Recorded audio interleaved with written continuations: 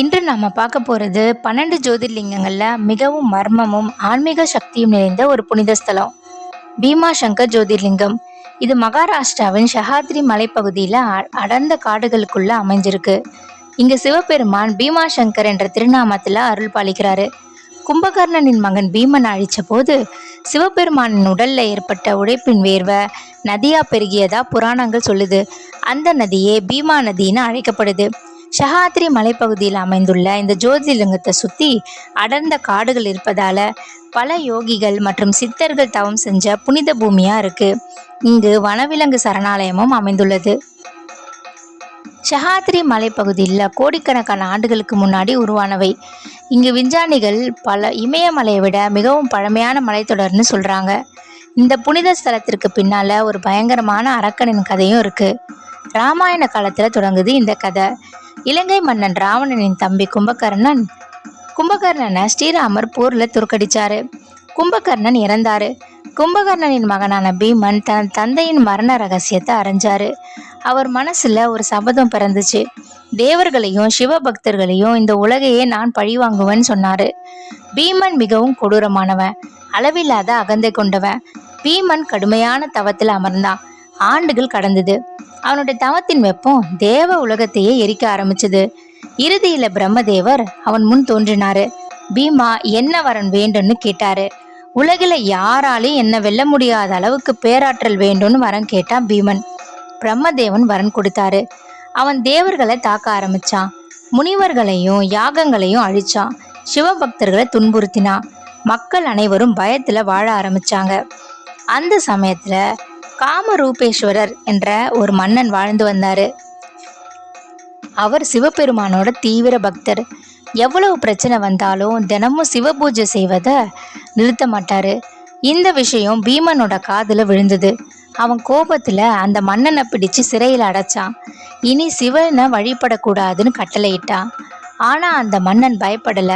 சிறையிலேயே மண்ணால ஒரு சிறிய சிவலிங்கத்தை செஞ்சு தினமும் ஓம் நம சிவாயா என்று ஜபித்து பூஜை பண்ணாரு. இதை கண்ட பீமன் கோவப்பட்டான். என் கட்டளையை மீறி இன்னும் சிவனை வழிபடுறாயான்னு கர்ஜித்தான். அவன் அந்த சிவலிங்கத்தை அழிக்க அவன் வாளை உயர்த்தினான். அந்த நொடி அந்த மண் சிவலிங்கத்திலிருந்து பேரொளி வெடிச்சுது. சிறை முழுவதும் அதிர்ந்து பூமி வெடிச்சுது. தேவர்கள் வானில தென்பட்டாங்க.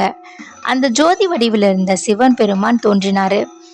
பீமன் அந்த நேரத்துல பயந்து நடுங்கி ஒடுங்கியதா புராணங்கள்லாம் சொல்லுது. சிவபெருமான் தனது திரிசூலத்தால பீமனை அழிச்சாரு. அங்கேயே சிவபெருமான் ஜோதிர்லிங்கமா நிலை பெற்றாரு. பீமனை அழிச்ச சங்கரன் என்பதால பீமா சங்கர் என்ற திருநாமமும் வந்தது சிவபெருமானுக்கு. கும்பகர்ணனின் மகன் பீமனை அழித்த பிறகு சிவபெருமானோட உடல்ல ஏற்பட்ட வேர்வை மலைகள்ல ஓடி நதியா மாறியதா புராணங்கள் சொல்லுது. அந்த நதியே பீமா நதின்னு பின்னர் இந்த நதி கிருஷ்ணா நதியோட கலக்குது. இதனால இந்த பகுதி இன்னும் புனிதமா மாறுது. மேற்கு தொடர்ச்சி மலைகள் உலகின் மிகவும் முக்கியமான இயற்கை பகுதியில் ஒன்று. அடர்ந்த காடுகள், மறைந்த அருவிகள், 1000 வருடம் பழமையான புகையல்னு அரிய மூலிகைகள் கொண்ட ஒரு அற்புதமான இடமா விளங்குது இந்த பீமா சங்கர் ஜோதிர்லிங்கம். மழைக்காலங்கள்ல இந்த மலை முழுவதும் மேகங்களால மூடப்படும். சில நேரங்கள்ல கோவில் மேகங்களுக்குள்ள மறைஞ்சு போவது போல தோணும். பின்னர் பீமா சங்கர் ஜோதிர்லிங்கம் காலப்போக்குல அடர்ந்த காடுகளுக்குள்ள மறைஞ்சு போனதா கூறப்படுது. பல ஆண்டுகள் மக்கள் இந்த இடத்த மறந்து போயிட்டாங்க. பிறகு மராத்தா அரசர்கள் காலத்துல இந்த கோயில் மீண்டும் கண்டுபிடிக்கப்பட்டுச்சு. சத்ரபதி சிவாஜி மகாராஜ் இந்த கோவிலுக்கு மிகப்பெரிய பக்தர்னு சொல்றாங்க. அவர் இந்த கோவிலை பாதுகாக்க பல உதவிகள் செய்ததா வரலாறு சொல்லுது. பீமா சங்கர் கோவிலின் கட்டிடக்கலை பழமையான நாகரா பாணியில காணப்படுது. இங்க இருக்கும் சிவலிங்கம் மிகவும் சிறியது. ஆனா அதுல இருக்கும் சக்தி அளவிட முடியாதது. பலர் இந்த லிங்கத்தை சுயம்பு லிங்கம்னு சொல்றாங்க. 12 ஜோதிர்லிங்கங்கள்ல ஒவ்வொன்றிற்கும் ஒரு தனி சிறப்பு இருக்கு. ஆனா இயற்கை நடுவுல சிவசக்தியை உணரணும்னா பீமா சங்கர் ஒரு அற்புதமான ஸ்தலம். மீதமுள்ள ஜோதிர்லிங்கங்கள் பற்றி அடுத்தடுத்த பகுதிகளில் பார்க்கலாம். காத்துருங்க.